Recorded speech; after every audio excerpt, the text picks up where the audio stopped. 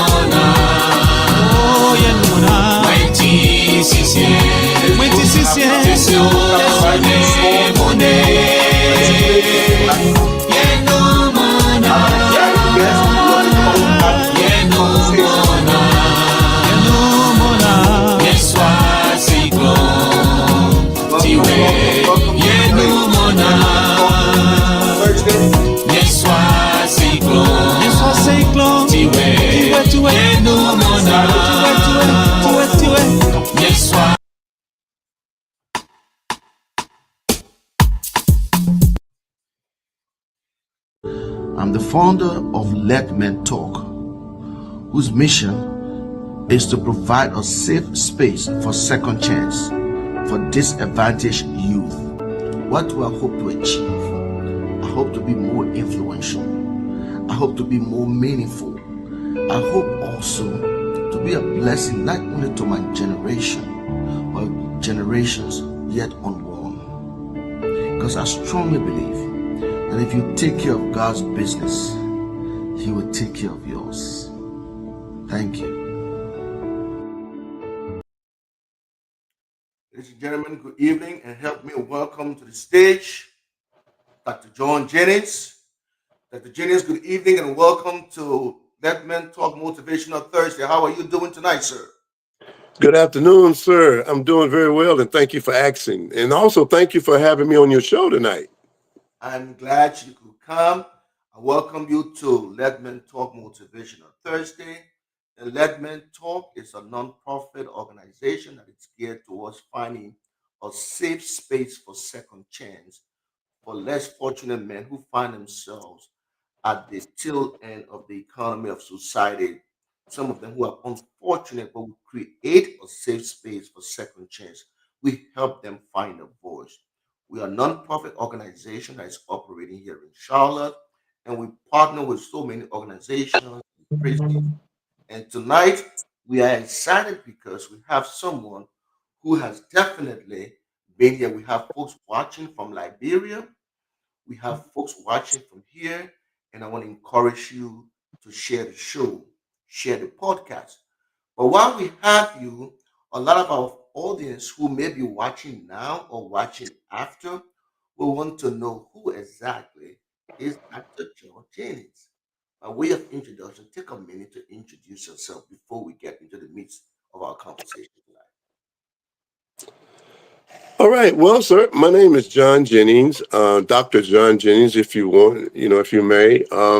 And I'm just a little guy that I hail from a little town west of here called Mount Holly. Been here in Charlotte practically all my life, and I have a long history, and we would have time to go into it on your show tonight. But I went from sort of like Joseph, from the pits to the palace, if you will. God allowed me to go through a number of different things that I talk about in my just released book of how God delivered me, how I made some bad choices and wound up being incarcerated, faced with 165 years in the penal system. But God, He is a true God. He's true to His word. And it was only because of God that I was delivered in a matter of 10 years with a promise to God that if He delivered me, I would surrender and allow God to use me. And that's what He has done for the last nearly 4 decades. Wow, three, nearly 4 decades. So we welcome you again. Through Let Men Talk, we provide a space. It is motivational. You say a lot of things. You wrote a book. You came from the pit to the palace. A lot of our audience would like to understand because we live in these United States where sometimes one strike you are out, two strikes you are out, three strikes you are out. And here comes John Jennings, who had his own situations in life.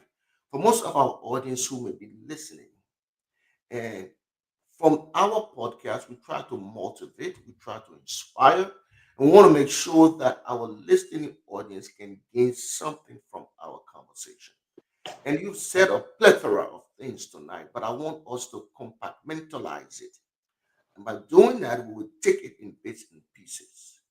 John Jennings is more senior now, but talk to us a little about your early stages of life that you said you made some bad choices because you did not become Dr. Jennings today. It happened for some time. So let's talk about your early childhood coming up before we get to who Dr. John Jennings is today. Well, great. And again, Pastor, I just want to thank you for the opportunity to convey what God has done in my life and how God has been there with me and for me, both me and my family. As a youth growing up, I was raised in the church by a single mom with 3 siblings, and we were considered to be living in poverty. We lived in a little town, as I said earlier, west of here called Mount Holly, on a dead end street with a lot of what we call shotgun houses, and I shared a bed with 2 other brothers in that little small house. And my mother did the best she could at raising her 3 sons by working for a Caucasian lady that would oftentimes give my mother clothing that were too small for her children and really too small for us. They would be high waters, and my mother would have to alter the sleeves on the shirts and the pants and things of that nature in order for them to fit us. And that was the life that we had. However, she was very faithful to God. She went to church every Sunday. She was in church and had us in church all day on Sundays. And we would be having to learn scriptures. After scriptures, Easter Sunday, we would have to quote poems and things of this nature. And I would attribute that to my relevance to the Bible today and being able to quote scriptures from the Bible and things of that nature. But continue to grow up, and I resented that lifestyle. I always wanted to have more and desired to have more for both my family and I. So as a child, I did childish things, and I was on punishment and all these other sort of things. But as I grew up, I grew out, and I moved from Mount Holly to here to Charlotte, North Carolina, and I began to live a lifestyle of my own because I wanted to prepare things so I could bring my mother to Charlotte and my brothers, and so I began to sell drugs and do things of that nature. Very promiscuous, and out of that, I developed children. And there was actually 7 children. There was actually 6 girls and 1 boy. And these were by different women because, again, I was being very promiscuous. I was out in the streets. I was dealing with drugs and just sleeping around and doing things that were not godly. But I was trying to appease John Jennings, trying to make me happy.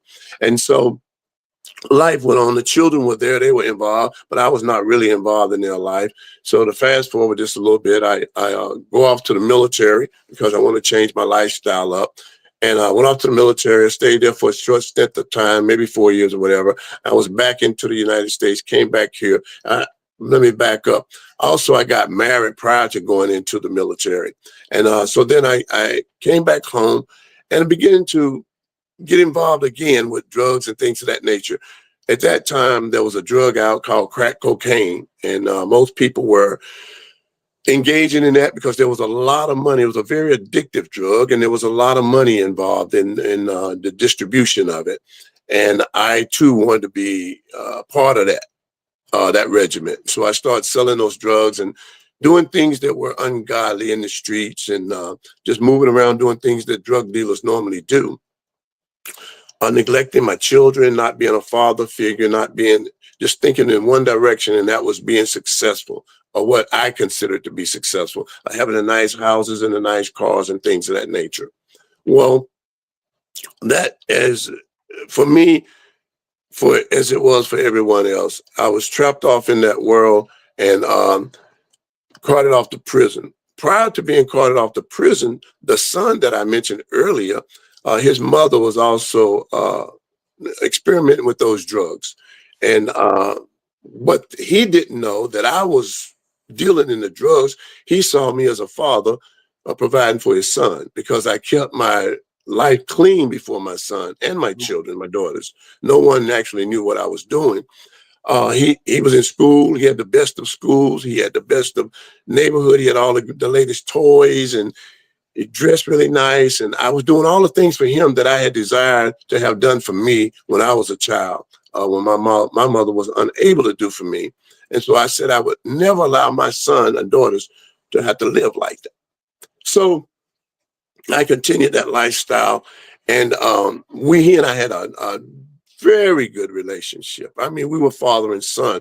We would ride the bikes together in the afternoon, and when he get out of school, I would pop up at his school and sneak in his classroom and stand behind him and his little classmates. But your daddy's here. So we went through all that and built and established a serious relationship.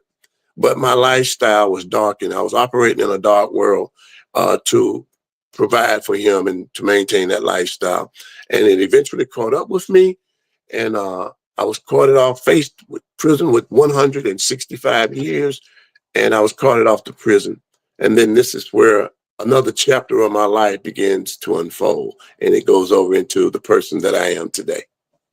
Wonderful. You talk about the lifestyle. Obviously, from a single mom, you were growing up. Your mother raised you as a single mom, and your environment also played a role in your lifestyle.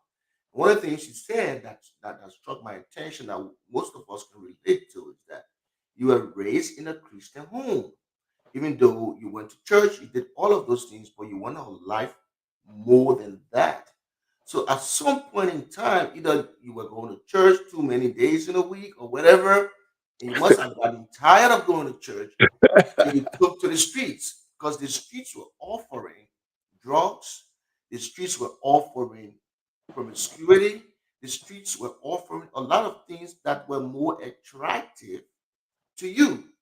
At the time, as a young man, walk us through that process. You went to the military, you came back after 4 years or so. What caused you now to go back to the streets? Well, coming home from the military, and this is one of the reasons why I advocate for, as a veteran, I advocate for the veterans today, because I see so many veterans come back home, and sadly to say, the door is sort of, for lack of other words, the door is closed in their face. They're received back home as a veteran, but when they go out and try and get an apartment or try to get a loan or try to purchase a home, it's just there's so much opposition is there for them. And that was pretty much the same with me when I came back. And so I didn't really reflect or rely on my benefits, my veteran benefits, which were there, sadly to say, because now here's some nearly 3 decades later, I'm just now exercising some of the benefits that I had back then and could have done it then. But I wanted my monies quick. I wanted it fast. And I wanted to reflect back on something you said. You said my neighborhood. I want the world to see, know, and understand that you are not a product of your environment. Okay. My environment contributed, most definitely contributed to the factor of who I became.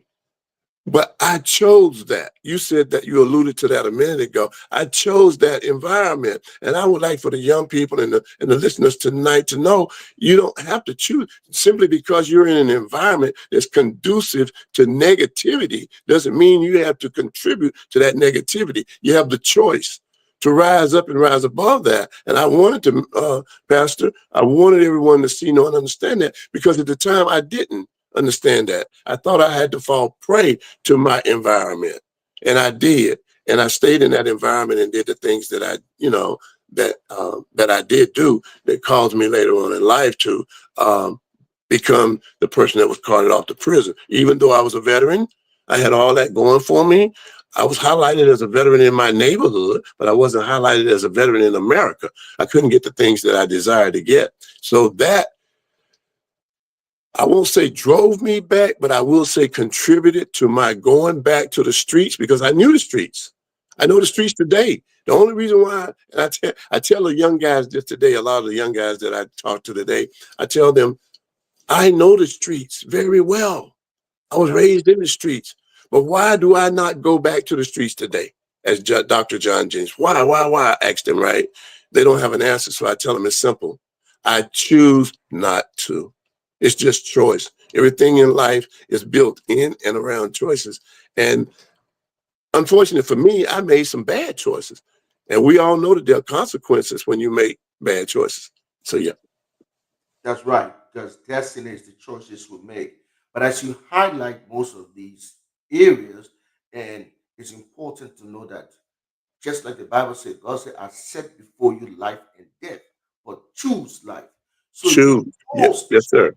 you chose your actions, you chose what you wanted to do, and that Mhm. landed you in prison. So as we now gravitate towards the meat of this conversation, where you had an opportunity to choose otherwise, but you chose the life of the street.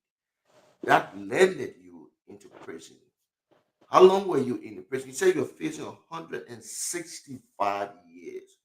Somebody listening to us right now will be like, how can somebody be facing 165 years, but nothing but the grace of God?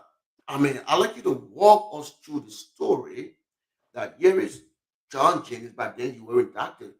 You've gone through the streets. We've gone through that lifestyle, selling drugs, doing all kinds of things. You're facing 165 years in prison. Talk to us about your time in prison and the moment that led to your release before we come to the book. Okay.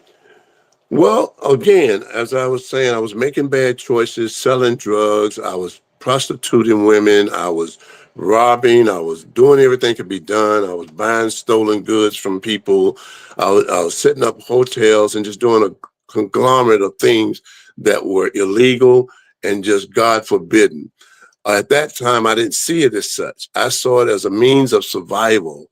And when I see guys out here today doing these things and they get apprehended by the police, the first question that comes to everybody's mind is, didn't he not know better? Didn't he know better? And that question was presented to me as well. Didn't you not know better? Well, no, I didn't. Because at the time, it wasn't presented to me as I'm doing wrong. It was presented to me as survival. It was a mode of survival. I didn't see it as doing so much wrong because I thought I was doing good. A lot of the money I made, I came back to the community. If someone died, I recall when senior citizens would die in a neighborhood and didn't have insurance, and I would take sacks of money over there and give it to the family and help them with that. And I just thought that compensated for the negative, the negative things that I was doing by giving back to the community. I would come into the community and give the kids car back seat full of food, Hardee's and McDonald's sandwiches, and just pass them out. So I thought all this was doing the right thing. But little did I know I was headed down the road of destruction, because the path that I was paving was the path that would eventually destroy me. And so back to, as I said a minute ago, I was carted off to prison. but it's not for selling the drugs so much. You see, when I was selling the drugs, I was making money, but I was also spending money. I would make thousands and hundreds of thousands of dollars per week, but I would Wow. spend twice that amount of money because I knew that I could make more money tonight. If I made $50,000 today, I had no problem going out here spending $50,000 because I knew tonight I would make 50 or more $1,000 tonight. And so that's the way it went. But then I exasperated all of my funding. All of my monies were gone, but I didn't want to go down. So I had to find a way of getting more money. So I began to rob banks. Again, my son knew nothing about any of the stuff that we're talking about. All he knew was he had a great dad that took care of him because I operated in the dark and I would never allow my son to know anything about the darkness. No one ever came to my house pertaining in my dark from my dark world. Nobody conversated to me in the street if they met me in the street and began to strike up a conversation about my dark world around my son. I'd either dismiss him or either I would quieten them. I never allowed that to happen. And so as I was going on down that road of darkness, uh, robbing these banks, I was eventually caught, apprehended. I had an uncle. He had been what they call a lifer in prison. He'd done all his lifetime in prison, but I've always maintained a relationship with him and kept him money and stuff. And then when he come home, the family didn't really want to have anything to do with him and tried to deter me from being with him because they said he was, a negative in the family. But I didn't feel that way. I just felt like he was my uncle and I wanted to take care of him. So I introduced him to my life, of my world of darkness, as so to speak. I introduced him to that world of darkness, and he got in it. We started selling drugs and doing different things, and then we went out and we robbed some banks. When we lost all the money, we robbed a bank. We robbed another bank, and we'd rob another bank. And there were days when we'd be just driving down the street and just look over out of our peripheral vision and see a bank and just go in there and rob the bank. We at that point we had sort of lost, as the Bible says, God gave our mind over to reprobate because our mind wasn't constantly thinking about anything positive. So we robbed these banks until one day I was sitting on, I'll never will forget this. I was sitting on the side of my bed in one of my drug houses, and nobody but me, and my heart was pricked. And I would reflect that back to God saying, it's time for you to change. I didn't hear that voice now. Don't get me wrong. I'm not sitting here saying God came to me and all that. I didn't hear that, but I felt it in my heart. God saying it's time for you to change. And I started crying. As I sat there and put drugs in my arm, I started crying, telling God to please help me. I can't stop. Take me out of this world of darkness. I don't want to live like this. Help me. And it was that point where it was less than 3 weeks. We were robbing the next bank and a group of police got behind us and we were apprehended, carted off to prison and faced with 165 years. I had 140 years in the penal system in the state of South Carolina and 25 more years in the federal system I was faced with. And so we went to court.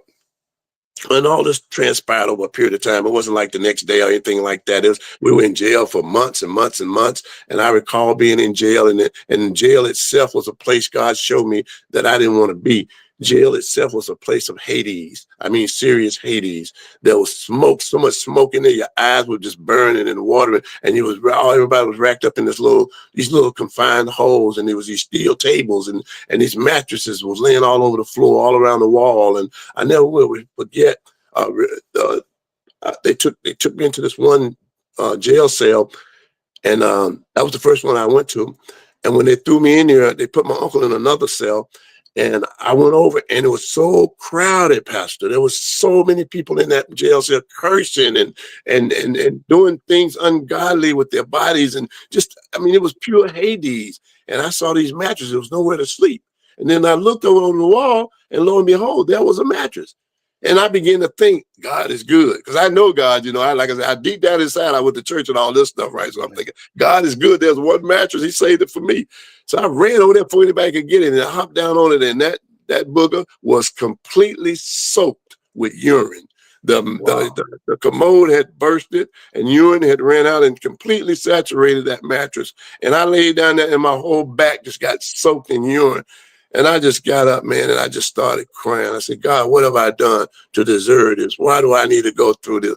And I didn't hear God's voice any at all. He didn't talk to me at that moment or anything. I guess he was allowing me to experience the consequences of the actions that I had done. So I sat down on the tables. Mind you, I'm still soaking wet with urine, smelly with urine now. People are smoking cigarettes, playing cards, gambling and cursing and everything. And I look up over my head, and right above that commode on the little shelf was a stack of Gideon Bibles.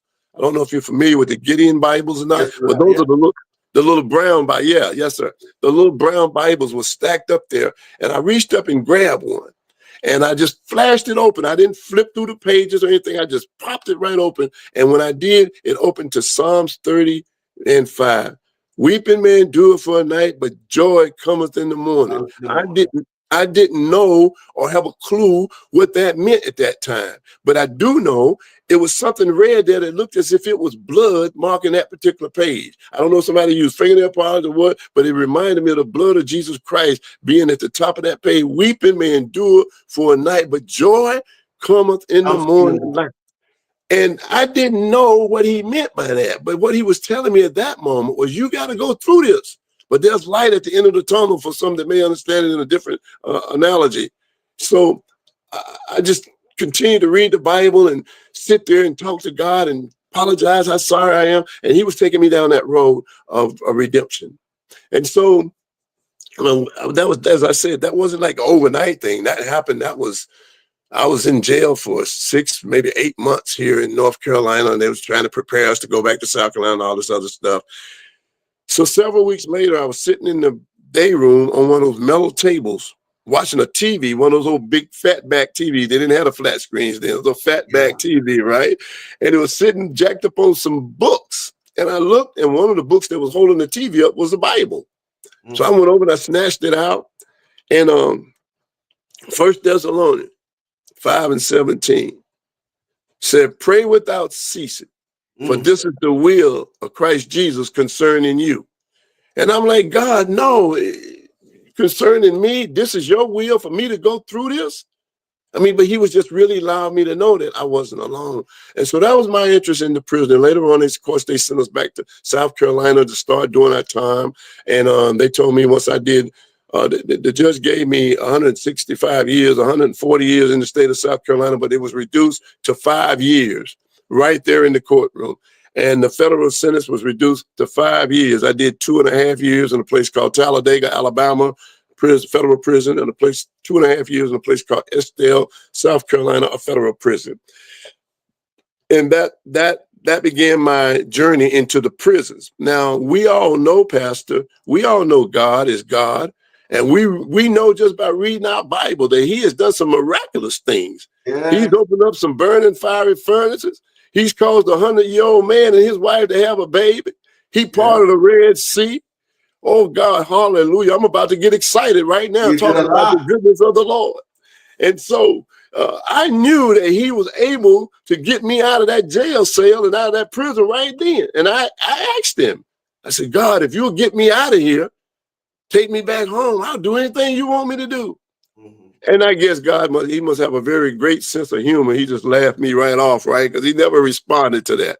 So I went on off into prison and I began to serve my time. But I saw God using me because I knew how to pray. As I said, I've been in church all my life. So I would, at night, I wouldn't get around anybody. I didn't want anybody to see me because I tried to put this image up in prison. You know, in prison, you can't appear to be weak in prison. Okay.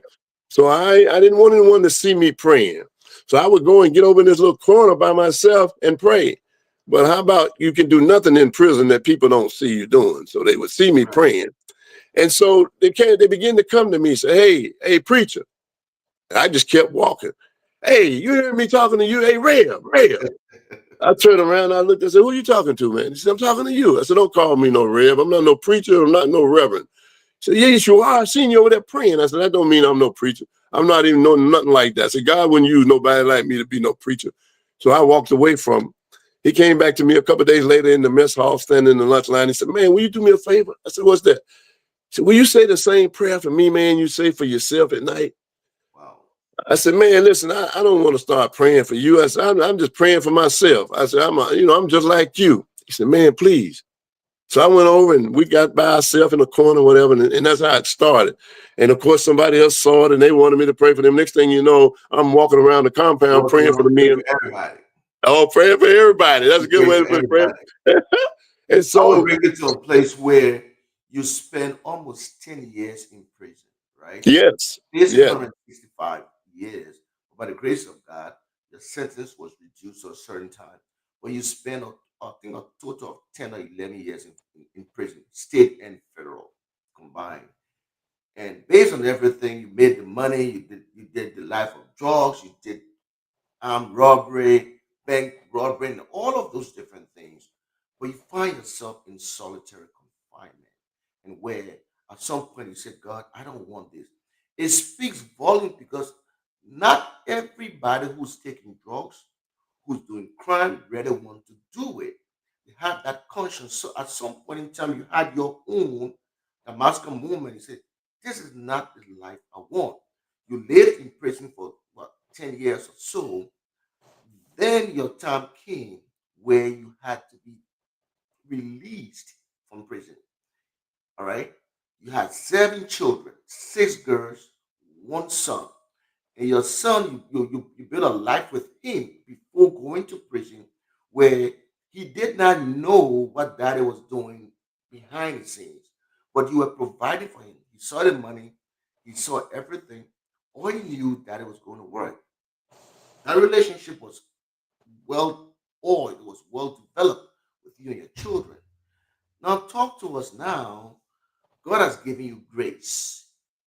You were released, and prior to your release, you lost your only son God gave you.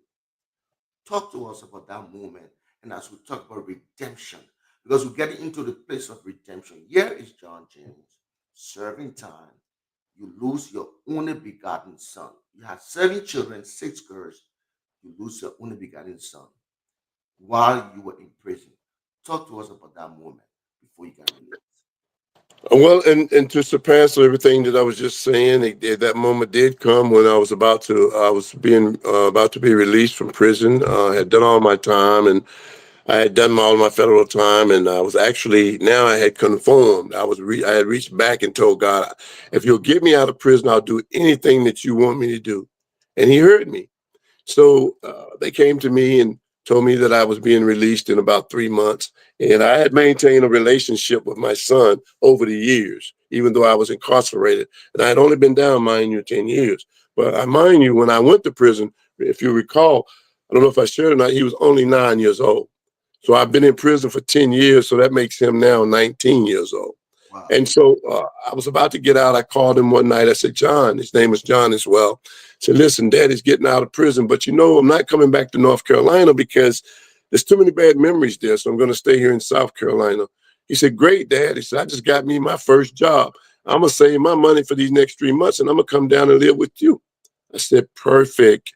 So, as I said, I worked for the chaplain at that time. I set up all the chairs for the visitors to come in on the weekend, and I cleaned up the chapel, and I did all these things when we have visitors and stuff like that. So I had a relationship with the chaplain. And so after I got off the phone with my son, that following week, the chaplain called me to the office, and I thought he was wanting to, share with me how to set up the chaplain for the visitors or whatever, whatever. He excused everybody. He had tears in his eyes. I said, Chaplain, is everything all right? He said, have a seat, son. I have some bad news for you. I said, what is that? He said, there's been a death in your family. He said, and I'm sorry, I have to be the one to tell you. So I began to think about my mother, my auntie M, all of them, the matriarchs, the older family members. I said, who was it? He said, someone killed your son last night. Wow. And that I could not believe. I said, that can't be true. I just spoke to him last week, Chaplain. He's coming here to live with me. And Chaplain said, I had 2 phone calls, and you're welcome to call them both back and talk. And I did. And the one I called was his mother.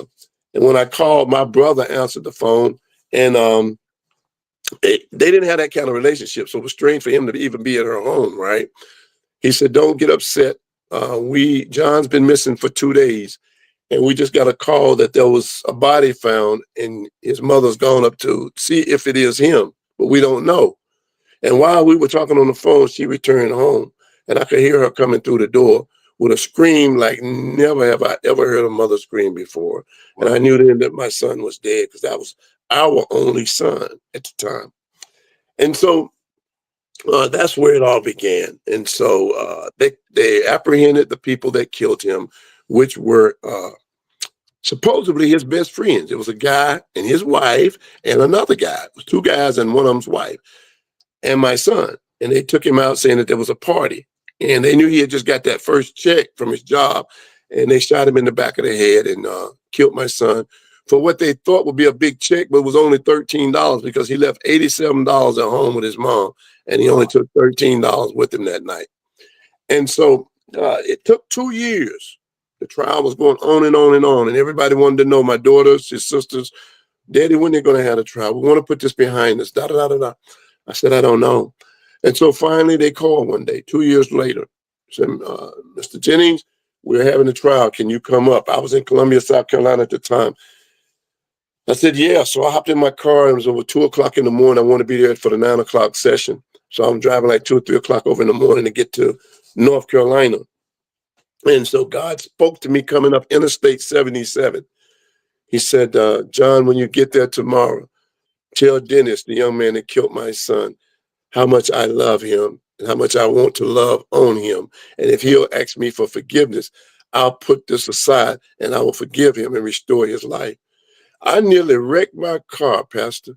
You see, because I had a relationship with God.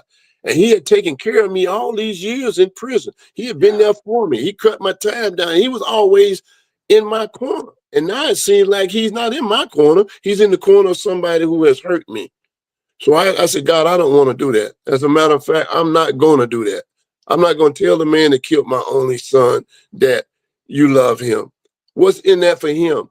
What's in that for me? And God is so sovereign.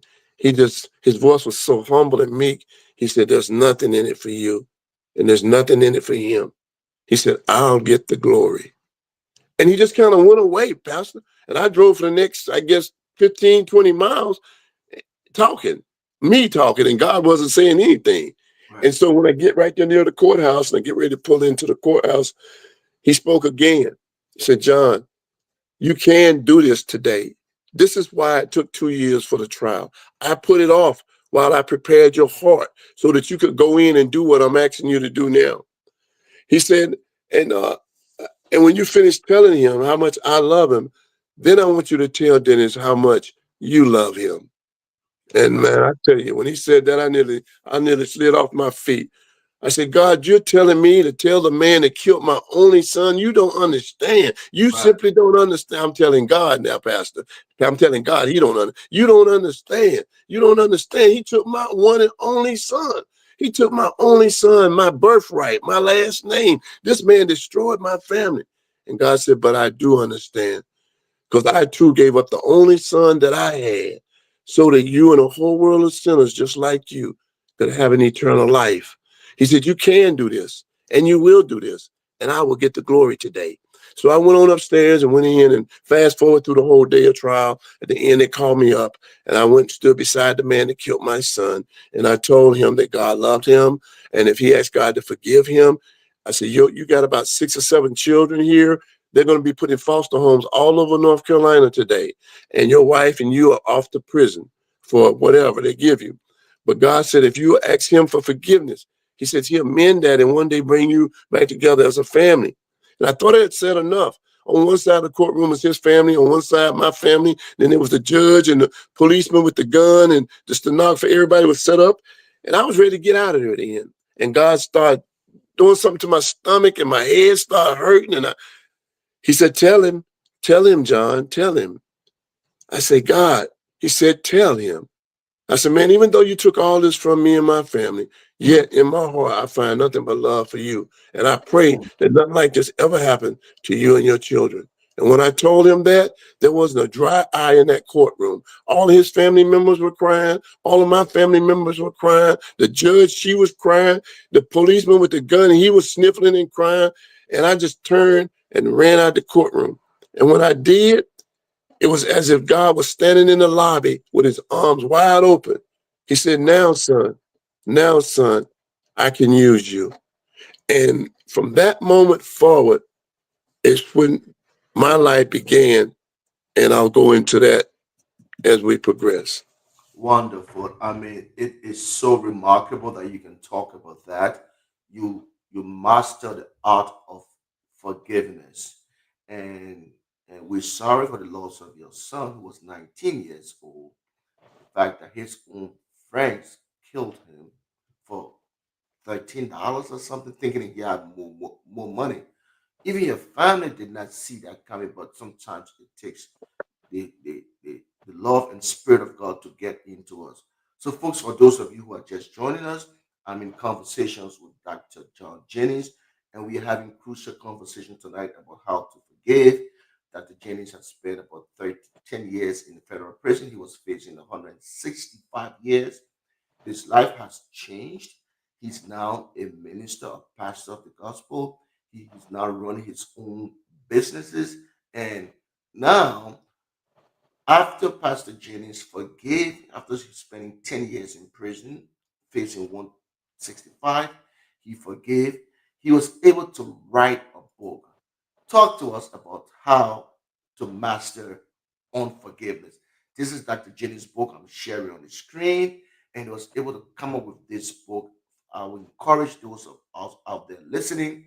If you have the time, go on Amazon and buy this book, How to Master Unforgiveness, Broken Chains by Dr. John Jennings. It's a masterpiece. We hope that anybody, I think you just talked about it, but it must have taken something in you to forgive that young man. Talk to us about that moment. I think you just said it, but I want you to echo it again. Yes, sir. Thank you. It was and it is very difficult for me to find forgiveness in my heart, to forgive the man that killed my only son. That was my heart. That was my heart throb. We developed so much together. We became the epitome of father. I became the epitome of fatherhood with my son because he was my life, aside from everything I did, and we built that. And to stand there and actually forgive the man that took his life from me was the very most difficult thing I've ever had to do in my entire life. And I could not have done that on my own. It was the strength of God. It is the daily strength of God that my family and I, my daughters, my wife and I, we navigate through the city of Charlotte, North Carolina, meeting and greeting the family members of, excuse me, of the man that killed my one and only son, and being able to embrace them, shake their hand, and lead them with a God bless you. I know it's God. Daily we pray the prayer that God would give us the strength to do this. So it just so happens God was rounding my life off during that time. So after all that was over with, and God allowed me to settle, he told me to go back to school at 60, I think I was 69 years old. God told me to go back to school. I'm like, go back to school? Sit in the classroom with them teenagers? God, do you know who you're talking to? This is the old man right here. And he said, go back to school. And so I did, acquired my master's degree in less than, I guess, a year and a half, right at 2 years. And I thought it was over. And so maybe a year later, God speaks to me again. He says, I want you to go back to school. He said, you remember when you was in prison, John, and you promised me that if I got you out of prison, you would do anything in the world that I asked you? And I'm like, yes, God, I remember. He said, well, now I want to cash in on that. I want you to go back to prison. Mm. I'm like, go back to prison? God, we went through all that for you to get me out of prison. He said, I want you to go back and bring those that I love so much out. I want you to pave the pathway so they will know what I did for you. I'll do even greater things for them. And I need you to go back. And we'll start right here. So then that was going to get my doctorate degree. And all of this, I mind you, both degrees is in Christian leadership. So I began to write this book, put this book together, How to Master Unforgiveness. And if you put your thumb over the UN hyphen, it would be How to Master Forgiveness. And Yeah. so as as I was writing the book, it dawned on me. So many people out there are saying, I'll forgive you, but I'll never forget what you did to me. And that's one of the, I guess that's one of the most hardest things in the world that we can encounter when someone doesn't want to forget about what you did to them. Although they say they forgive you, but they're not going to forget it. I'm not And gonna that's a problem. So I wanted to put that in the form of this book. So I began to write this book. And as I wrapped up my doctorate degree, my professor told me, he said, John, you know you need to do me a dissertation. I said, yes, sir. What do I write it on? He said, well, if you'll give me a book, I'll present that to my board, and we'll see if we can use that instead of a dissertation. So I was nearly finished with this book. So I sat down and I put it together and I presented it to him in this book format, but also in a universal format to whereas I have an answer key that it can be used in the institution, in the university, in the colleges, and it can be added to the curriculum so that they can use it in the college. And there's an answer key. Now, for those of you that choose to buy it from Amazon, you won't need the answer key. All you need is the book. The answer key is if it's been used in the universities. So in this book, God downloaded to me how to master this unforgiveness daily. And I talk about that. I talk about what unforgiveness does to those that are harboring it, how it affects your health, how it affects your mental state, how it affects your family, how it affects your relationships. I've met people and everything. coached and counseled people that have harbored unforgiveness for years. Real quickly, Pastor, just a side note on the unforgiveness. I remember counseling a family. I went to a family thing they was having, and a family member had flew in with his wife and kid, two girls, from California, all the way over 3,000 some miles to the family function. Got to the front door, and his wife looked through the door and saw another young lady standing there and told her husband, hold that car, hold that Uber, let's go. He said, where are we going? He said, we're going back to California. And Wow. the family members, they never even came in. So the mother called them, and I saw him talking. I didn't know what was going on because I was outside, family member. And so long story short, they called me over and asked me to talk to her and said that she had been harboring some hatred in her heart for her sister for some nearly 30 years. So I went over and talked to her, and we talked, and she said, I just don't want to be in her presence. I said, I swore I'd never, da da da da, I hate her, da da da. I said, well, if you don't mind me asking, why are you so angry at her? And she went to tell me, she said, well, because uh, I don't remember, but I do know I hate her. I'm like, oh my God.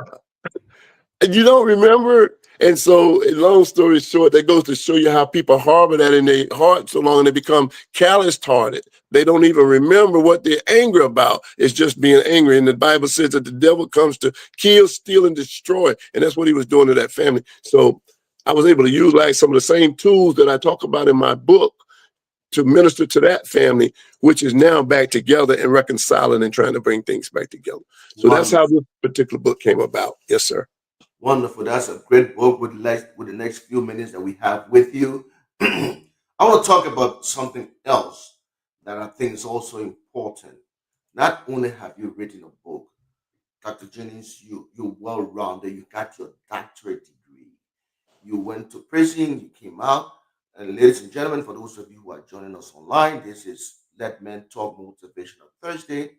His story can inspire somebody else to become a better person.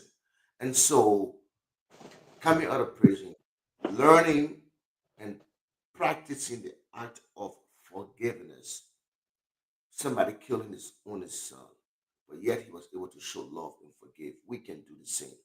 Because we have been forgiven, we can also show love as Jesus would want us to do. And I have an excellent opportunity. Not only did you do that as a veteran, I want you to talk about this. You run the Father Against Violence and Repeat Offenders. This organization, Father Ministry, is the Fathers Against Violence and Repeat Offenders. I think it's important, and this is something that everybody could have an understanding. Why this? You've been to prison, you learned about a lot of things in prison. Now you're out, you form a 501c3 company called ministry called Father Ministry, Fathers Against Violence and Repeat Offenders. tell us a little about this organization and how folks can get involved, because I think it is also important. Yes, sir. Thank you. Thank you so much, Pastor. Favor, we pronounce it as favor. Favor. Hey, Pastor, will you do me a favor, please? Sure. That's the way we pronounce it, right? But actually, it's an acronym, as Pastor said. Favor Ministries is an acronym for Fathers Against Violence and Repeat Offenders, and we're incorporated in the state of North Carolina. And I instituted this program in the name of my son when he was killed, because I didn't want to see this happen to anyone else's child, anyone other family member. So I pulled together a bunch of men, and women were not a part of this. And I had a lot of feedback. Well, I had some feedback from women. They felt like they should be a part. I said, well, the reason why I'm not inviting women to be a part of Fathers Against Violence and Repeat Offenders is because we're going to be going into some dangerous neighborhoods. I want to go back into those neighborhoods where I set up drug houses and all that stuff, and I want to tear those same drug houses down. And there's going to be action out there. I mean, someone may get hurt, and we don't want any women out there. So in the beginning, women were not a part of Fathers Against Violence. And we would go and stand in front of the drug houses and sing and praise God. And they would come out and cuss and then spin off in their wheels and do all the crowd of crazy things.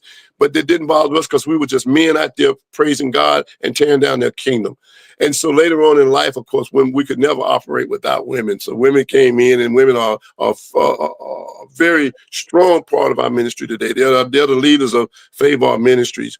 But I instituted it as a part of my prison ministry. We go into the prisons today, we build relationships, we do worship services there in the prison with the men. And when they get out, I have houses here in Charlotte, Mecklenburg County, where we can be an extension. So they can we not only talk the talk, we walk the walk. So when they get out of prison, they come and live in the house. And I have probably, I want to say 30, 40 collaborators throughout Union, Mecklenburg, Stanley counties, where we can provide any and everything that our clients need as it relates to soft skills, post-education, secondary education, whatever it is that they may need, we're able to provide it. And then I provide the house. We have a house for them where they can come and live, and they have all the amenities. Bathtub, we just put brand new washer and dryer, brand new refrigerators and all this stuff inside the home so that they have a comfortable place to live while we are walking them through their reentry process. And so that's what Favor Ministries is all about. The website, if you please feel free to reach out. And if you want to come over in person and take a look at the facility, please feel free to reach out to me, and I'll schedule you a tour to come over and go through the house and take a look. You can go online and take a look at it at Favar, Favar Ministries, Ministries. That's favorministries.org. And please feel free to go there and just browse through. And if you have any questions, I can be reached at area code 704-712-4106. Wonderful. And I'm sharing that information on the screen right now. It's a Great. Thank you, remarkable sir.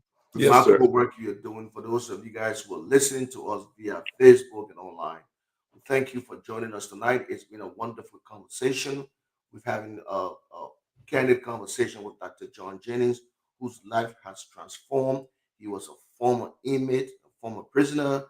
He served in the federal and state system for a total of 10 years.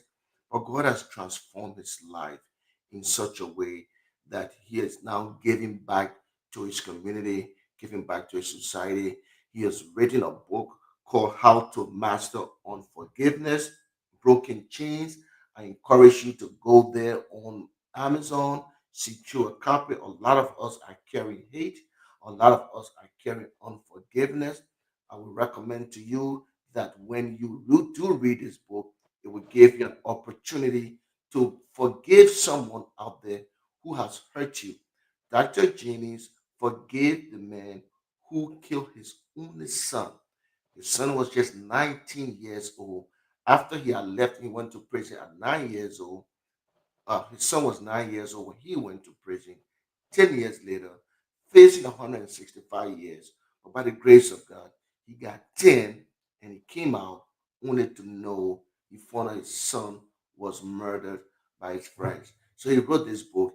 He's opened this ministry called Favor Ministry, Father Against Violence and Repeat Offenders. I encourage you to visit the website. I encourage you to follow him because there are so many inmates.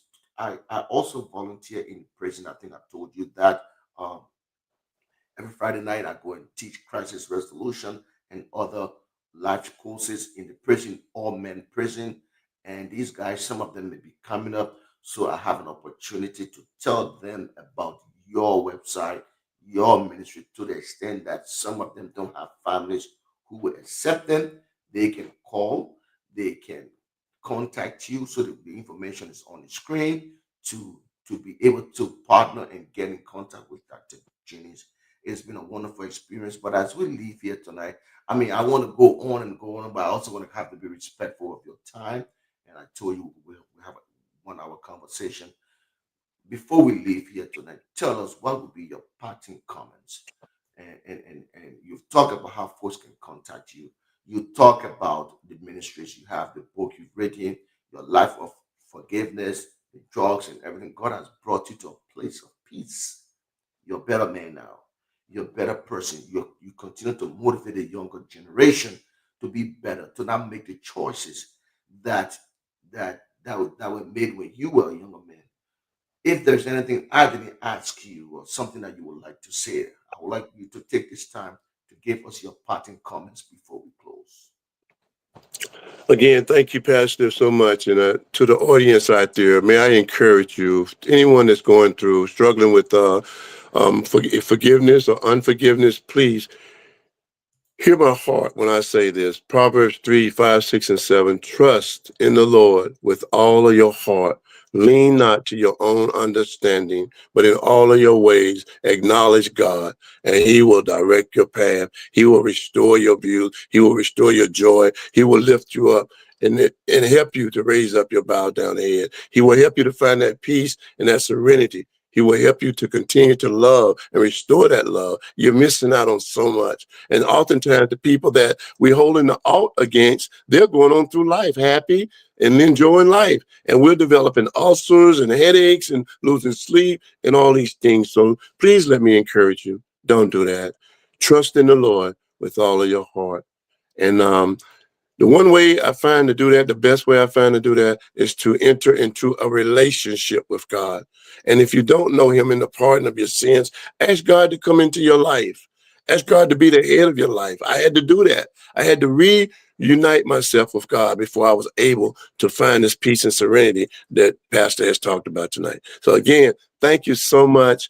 I pray that you would allow God to come into your life, ask him to save you. He died on that cross for us. Let's utilize that gift that he gave us by giving up his only son. I love you all, but God loves you all best. Again, thank you, Pastor Francis. Thank you so much for joining us tonight. I also want to send a shout out to Minister Diane Moreno. She's watching us right now via Facebook, and she connected us together. Yeah. I'm looking forward to this connection again because at the end of the day, that's why we are all here for, to make sure we can motivate, we can inspire one another. It has been an awesome time. And I'm just hoping that whatever it is that you've said tonight will resonate with our audience. We will continue to motivate and inspire one another. And thank you so much for sharing your story. I encourage you to follow Let Men Talk Facebook Live. I also encourage you to follow Dr. John Jennings and hear more of his stories. And we just want to be grateful for the opportunity. And as we leave here tonight, we pray God's blessing on each and every one of your family. Good night and have a blessed evening. Thank you for joining us, and you be blessed. We'll leave you with this song. Thank you, Dr. Jenny. Yes, sir. Thank you, sir. God bless you. Yes, sir. You do likewise. Yes, sir. God bless you. God bless you.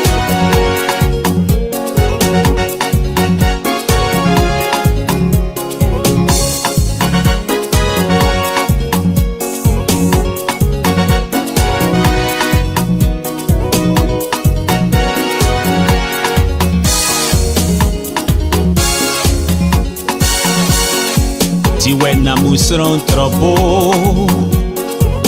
Na monyre tipro Kode non wa kombo Oh samokron Pena fanonye Nyono komwe ya siatia bulombo Yenu mona